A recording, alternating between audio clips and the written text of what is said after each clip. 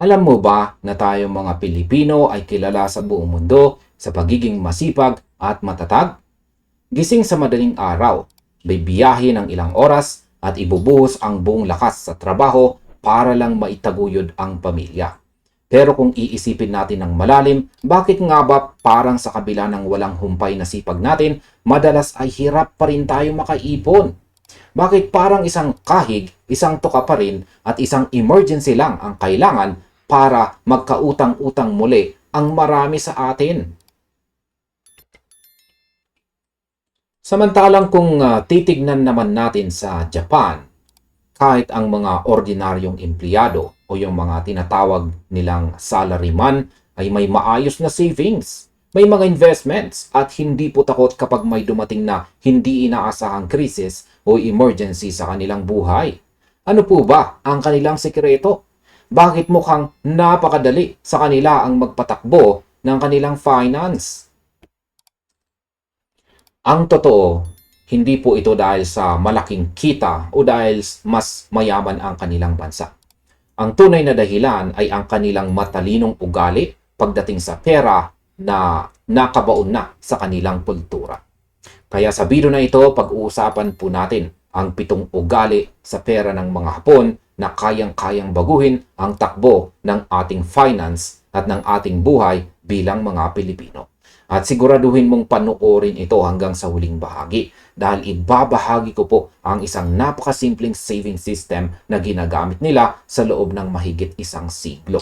Sa pamamagitan nito, kahit maliit lang ang kita natin ngayon, tiyak na makakaipon at makakaipon pa rin tayo.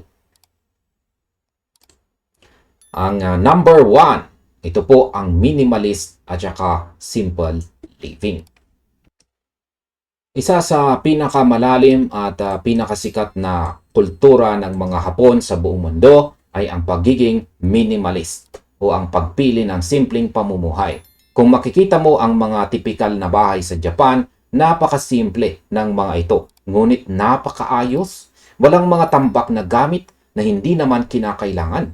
Walang mga nakatagong kahon ng mga lumang abubot at higit po sa lahat, walang mga biniling kung ano-ano lang sa mga online shopping apps na naiipon lang at maalikabok sa tabi. Lahat po ng bagay na makikita mo sa loob ng kanilang tahanan ay may malinaw na silbi at pakinabang. Kapag pinili natin ang minimalist na pamumuhay, otomatikong mas konti ang nagiging gastos natin. Walang pressure na sumasabay sa uso, walang luho na labas sa budget at walang stress na dulot ng makalat na kapaligiran. Dahil po dito, mas maraming pera ang natitira para ilaan sa ipon at sa mga maayos na investments. Ang pangunahing mindset po nila rito ay less is more o ang prinsipyo na mas kaunti ang gamit, mas may kalidad ang buhay. Halimbawa na lamang, kung ang isang tao ay may cellphone na gumagana pa naman ng maayos, nakakatawag, nakakapag-text at nakakapanood po ng mga videos, hindi po nila ito agad papalitan kapag may lumabas na bagong modelo sa market. Kasi para po sa kanila, hanggat gumagana pa at nagagampanan ang tungkulin nito, hindi ito kailangang palitan. Ang epekto po nito sa pang-araw-araw na buhay ay mas stable ang budget. Hindi po napupunta sa mga panandaliang luho ang pinaghirapang pera, kundi sa mga bagay na talagang magpapalago at magpapatatag sa kanilang kinabukasan. Kung gagayahin po natin ito, mas madali nating makikita kung saan talaga dapat ilagay ang ating pera para ito ay mag-grow at lumago sa paglipas ng panahon. Number 2, ito po ay ang disiplina mula bata pa lamang. Sa bansang Japan, ang disiplina at responsibilidad ay hindi lang natututunan kapag matanda na o kapag nagtatrabaho na. Bata pa lamang sila, pinalalaki na sila sa ganitong uri ng pamantayan. Sa mga paaralan doon, mapapansin mo na walang mga janitor na naglilinis ng mga silid-aralan. Ang mga estudyante mismo mula sa maliliit na baitang ang nagtutulungan upang magwalis, magpunas ng sahig at magayos ng kanilang mga classroom. At ang disiplinang ito ay hindi lang natatapos sa kalinisan ng bahay o ng paaralan. Pati po sa paghawak ng pera, itinuturo na agad ang maayos na disiplina. May mga lumang Japanese communities na may tradisyon na tinatawag na Tanomoshi. Ito po ay katulad ng sistema ng paluwagan na nakasanayan natin dito sa Pilipinas. Bawat miyembro ng community ay nag-aambag ng takdang halaga kada buwan at ang kabuuang perang naipon ay umiikot para maibigay sa bawat isa ayon sa schedule o pangangailangan. Ang pangunahing goal po ng Tanomoshi ay ang tulungan ang bawat membro ng community na makamit ang kanilang mga financial goals. Maging ito man ay para sa emergency, pagsisimula ng maliit na negosyo o para sa tuition fee at edukasyon ng kanilang mga anak. Ang malaking aral po na makukuha natin dito ay kung ang isang tao ay bata pa lang ay disiplinado na sa paghawak ng pera, tumatanda silang marunong magplano, may kontrol sa sarili at hindi nagpapadalos-dalos sa bawat paggastos. Kung dahan-dahan po nating ma-adapt ang ganitong antas ng disiplina sa ating mga tahanan at sa ating sarili, unti-unti tayong magiging mas responsable sa bawat piso na ating pinaghirapan. Pangatlo ay ang motainai o huwag sayangin. Isa po ito sa pinaka-iconic at makabuluhang salitang Hapon na dapat nating matutunan. Ay ito po ang motainai. Ang literal na ibig sabihin nito sa ating wika ay sayang o ang pagpapahayag ng paghihinangod sa tuwing may nasasayang na bagay. Subalit para sa mga Hapon, hindi lang ito simpleng salita. Ito po ay isang malalim na pilosopiya. At hindi lang ito patungkol sa hindi pag-aaksaya ng pagkain sa pagkainan. Sumasakop din ito sa tamang pagpapahalaga sa oras, sa mga material na gamit at higit po sa lahat ay sa pera. Sa Japan, kapag may isang bagay na nasira o nagkaproblema, ang unang leksyon nila ay hindi ang itapon ito at bumili agad ng bago. Ang gagawin nila ay aayusan muna nila ito hanggat maaari. Gagawin nila ito gagawan po nila ito ng paraan. Dahil sa ugaling ito, hindi lang sila nakakatipid ng malaki sa kanilang personal na bulsa, kundi nakakatulong pa sila sa pangangalaga ng ating kalikasan. Halimbawa na lamang sa modernong buhay natin ngayon. Kung marunong kang mag-repurpose o mag-ayos ng mga gamit sa loob ng bahay gaya ng mga lumang matitibay na karton o kahon na pwedeng pinturahan o balutin para maging magandang storage box ng mga dokumento o kaya naman ay mga glass jars o bote na pwedeng linisin para maging malinis na lalagyan ng bigas o mga pampalasa sa kusina, maliit man o malaki ang matitipid mo rito kapag pinagsama-sama mo sa loob ng isang taon, malaking halaga pa rin ang maipon mo. Ang ganitong mindset ay mabisang pangdepensa laban sa tinatawag na lifestyle inflation. Ito yung sitwasyon na habang tumataas ang kita ng isang tao, sumasabay din ang pagtaas ng kanyang mga gastusin dahil sa pagbili ng mga hindi naman kailangang bagong gamit. Sa halip na mahulog sa perang mabilis mawala, ang kanilang savings ay nananatiling steady at nagpapatuloy ang kanilang tahimik na pag-asenso. Ayan, ang pang-apat ay ang tinatawag naman pong Kaizen. Yan, small daily improvements. Ang salitang Kaizen ay isa ring napaka-kapangyarihang prinsipyo na nangangahulugang continuous improvement o ang patuloy na pagpapabuti sa bawat araw. Sa Japan, ito ang naging lihim na sandata at sikreto ng mga dambuhalang kumpanya gaya po ng Toyota upang maging numero 1 sa buong mundo. Hindi nila pinilit na gumawa ng mga dambuhala at bigla ang pagbabago sa isang gabi lamang.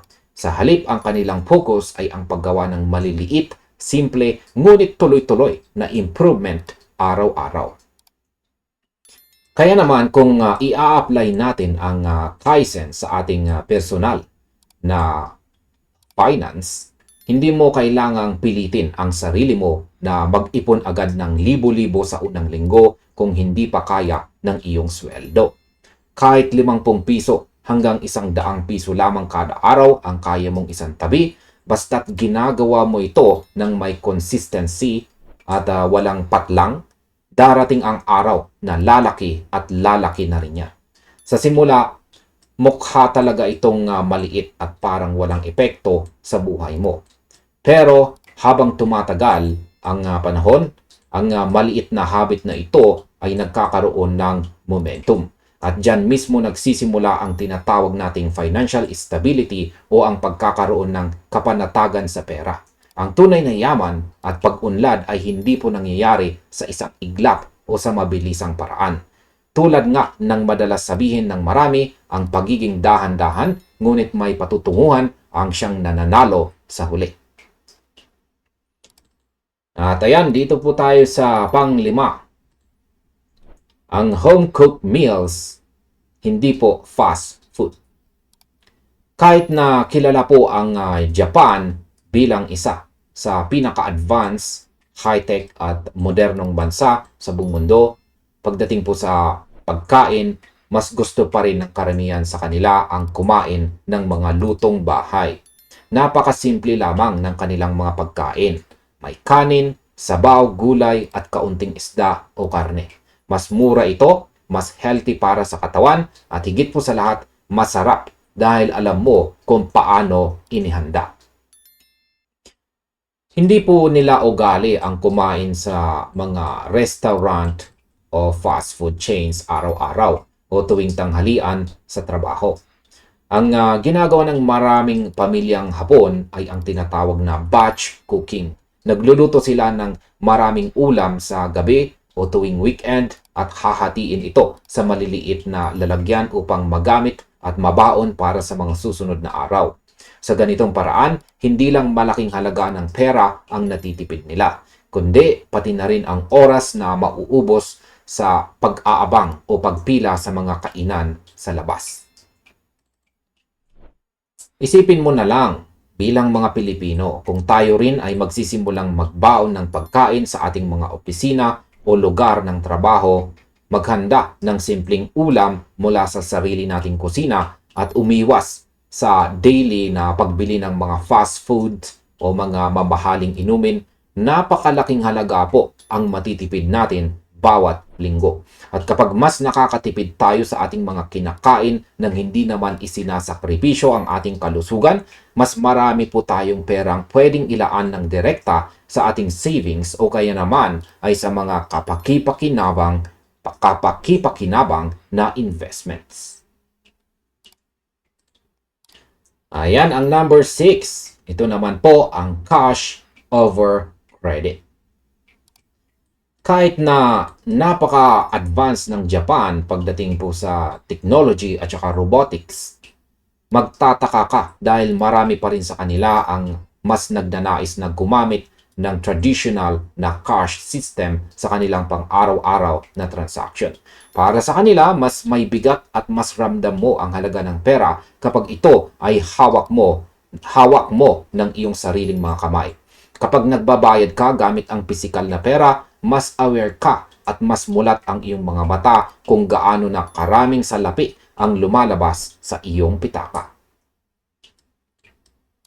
Upang mapanatili ang kontrol na ito, marami sa kanila ang gumagamit po ng cash envelope system. Sa simula pa lang ng buwan o pagkatanggap ng sweldo, hinahati-hati na nila ang kanilang pera at inilalagay sa magkakaibang sobre. May isang sobre na nakalaan lamang para sa groceries, isang sobre para sa renta at mga bills, at syempre isang sobre na nakalaan para sa savings na hindi dapat galawin. Dahil dito ang epekto sa kanilang buhay ay mas nagiging disiplinado sila. Mas madali nilang namomonitor ang kanilang mga gastusin at palaging nauuna ang pagtatabi para sa savings kaysa sa pagbili ng mga panandaliang luho. Ayan ang pang-pito. Ito naman ang tinatawag na Kakibo Method, the legendary savings system. Ayan, dito tayo sa pinakatanyag at pinaka-epektibong Japanese method sa paghawak ng pera sa buong mundo. At ito po ay ang tinatawag na Kakibo system. Nagsimula po ito noong taong 1904 na binuo ng kauna-unahang babaeng mamamahayag sa Japan na si Hani Motoko. At kamangha-mangha dahil ginagamit at pinakikinabangan pa rin ito ng milyong-milyong tao hanggang sa kasalukuyang panahon. Ang salitang Kakibo ay literal na nangangahulugang household financial ledger o isang simpleng kwaderno ng pananalapi sa loob ng bahay. Ang kagandahan po ng sistemang ito ay napakasimple lamang po ng mga hakbang na kailangan mong gawin. Ang una, sa simula ng buwan, isulat mo sa isang malinis na papel o notebook ang lahat ng iyong kabuuang income o kita at ibawas mo na agad ang iyong fixed expenses. Yung mga gastusin na hindi nagbabago gaya ng upa sa bahay o bayad sa mga monthly bills. Ayan. Ang pangalawa, magtakda ka ng isang malinaw at makatotohanang savings goal para sa buwang iyon. Magkano ba ang gusto mong maitabi na hindi mo talaga gagalawin? At ang pangatlo, sa paglipas ng mga araw, i-record mo ang bawat solong gastos na ginagawa mo. Maliit man o malaki ay i-group mo ito sa 4 na simpleng kategorya. Ang unang kategorya ay ang needs o ang mga pangunahing pangangailangan. Kasama po rito ang pambili ng pagkain, kuryente, tubig at pamasahe papunta sa trabaho. Ang pangalawang kategorya naman ay ang wants o ang mga kagustuhan. Dito papasok ang mga bagay na pwedeng wala naman gaya ng shopping, panonood ng sine o mga luho sa katawan. At ang pangatlong kategorya ay ang culture. Kasama naman dito ang mga bagay na nagpapalawak ng iyong kaalaman o nagbibigay ng inspiration gaya ng pagbili ng mga libro, pag-attend ng mga seminars o mga libangan na may mabuting na idudulot sa iyong sarili. At ang pang-apat ay ang kategoryang others. Ito naman ay nakalaan para sa mga hindi inaasahang gastusin o maliliit na emergencies gaya ng biglaang pagkakasakit o pagkakaroon ng sira sa bahay na kailangang kumpunihin agad. At ayan, pagkatapos po ng buwan, dito na papasok ang pinakamahalagang bahagi ng Kakibo. Yan ay ang pag-review. Titignan mo kung magkano ang kabuang nagastos mo, saan ka nagkulang at saan bahagi ka sumobra. Ang pinakalayunin po ng Kakibo ay hindi lang ang simpleng pag-iipon ng barya. Ito ay ang pagbuo ng awareness o kamalayan. Sapagkat kapag alam mo kung saan napupunta ang bawat piso na dumaan sa iyong mga kamay, mas madali mong mapapabuti at maiwawasto ang iyong mga financial habits. Ayan, sa kabuuan, kung napansin mo, walang anumang uri ng magic o mahiwagang sikreto sa mga ugaling ito ng mga Hapon. Hindi ito nagbibigay ng instant na kayamanan sa loob ng isang gabi at hindi rin ito hinihiling na magkaroon ka muna ng napakalaking kita bago mo masimulan. Ang tunay na susi ay ang simpleng pamumuhay, matibay na disiplina sa sarili at walang katulad na consistency o pagpapatuloy kahit sa maliliit na hakbang. Kung dahan-dahan mong ma-apply ang mga napatunayang prinsipyo na ito ng mga Hapon sa iyong sariling buhay, kahit magkano pa ang kita mo sa ngayon, may kakayahan kang baguhin ang direksyon ng iyong finance. Unti-unti, makikita mo na lang na mas nagiging maayos ang daloy ng iyong finances, mas nagiging magaan ang iyong isip dahil may naitatabi kang pondong pangkapayapaan at mas magiging kalmado at masagana ang iyong pamumuhay sa hinaharap. At ayan mga kaipon tips, hanggang dito na lamang po tayo sa video na ito. Maraming salamat sa inyong panonood.